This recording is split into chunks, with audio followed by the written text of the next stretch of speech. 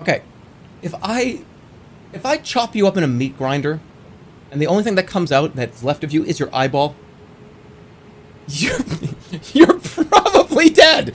You're probably going to, not you. I'm just saying, like, if somebody were to like push you into a meat grinder, and like one of your finger bones is still intact, they're not going to pick it up and go, well, see, yeah, it wasn't that, it wasn't an instant kill move.